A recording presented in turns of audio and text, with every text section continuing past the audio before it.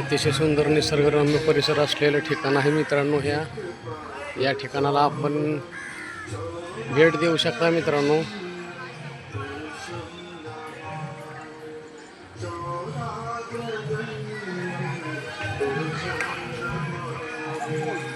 अतिशय सुंदर अशा पद्धतीचं हे निसर्गरम्य परिसर आहे मित्रांनो.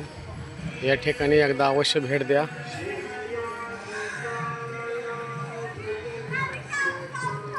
पंढरपूरच्या नदीकाठावर असलेलं हे राधाकृष्णाचं मंदिर आहे मित्रांनो.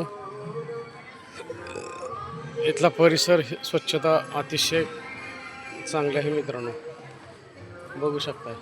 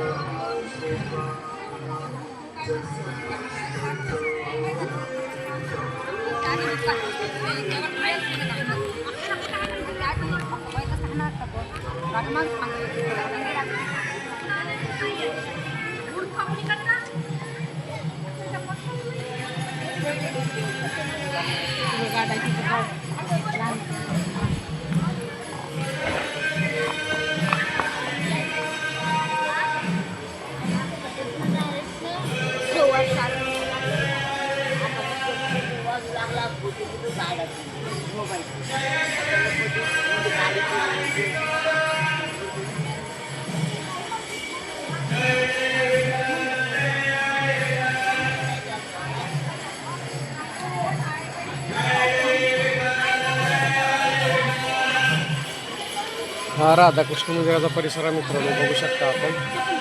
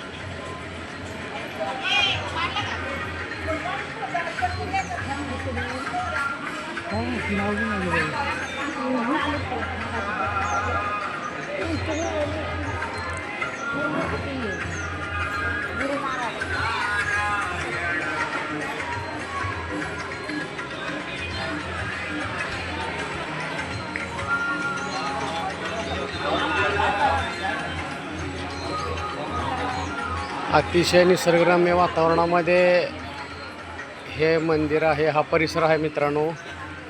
या ठिकाणची सुंदरता अतिशय भव्य आहे.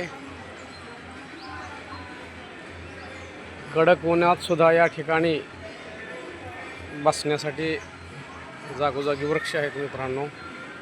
या ठिकाणी उन्हाचा कडाका जाणवत नाही. अतिशय सुंदर अशा प्रकारचे वृक्ष या ठिकाणी आहेत मित्रांनो, बघू शकताय.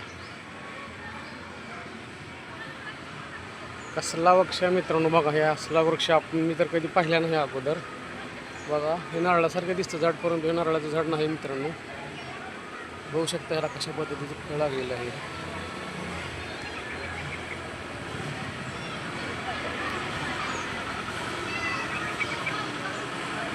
बघा, हे हत्ती वगैरे किती सुंदर आहेत. हे ह्या ठिकाणची ही समाधी आहे.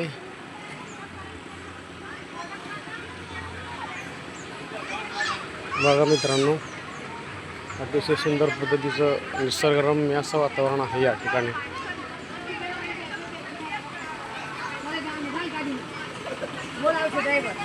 आणि याच्या पुढच्या बाजूला चंद्रभागा नदी आहे.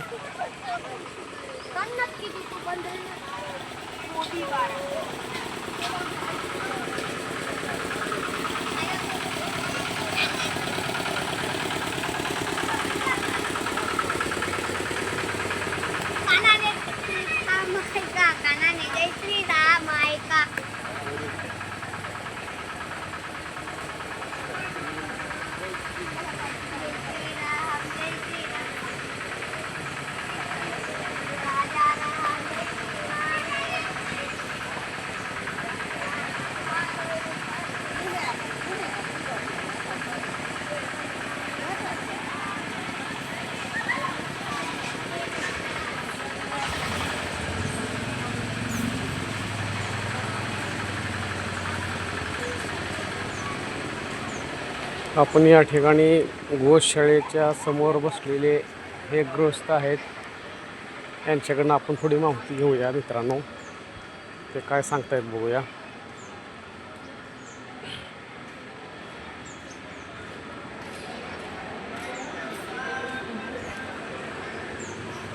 बघू शकता मित्रांनो, आपण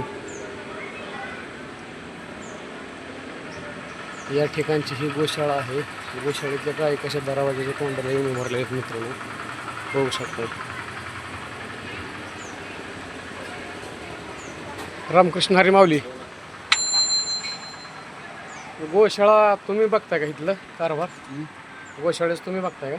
नाही, दुसऱ्यांचे बरं बरं बरं. आमच्या प्रेक्षकांना तुम्ही सांगा ना, या ठिकाणी अधिक मासाच्या निमित्तानं काय काय पाहण्यासारखं विशेष आहे?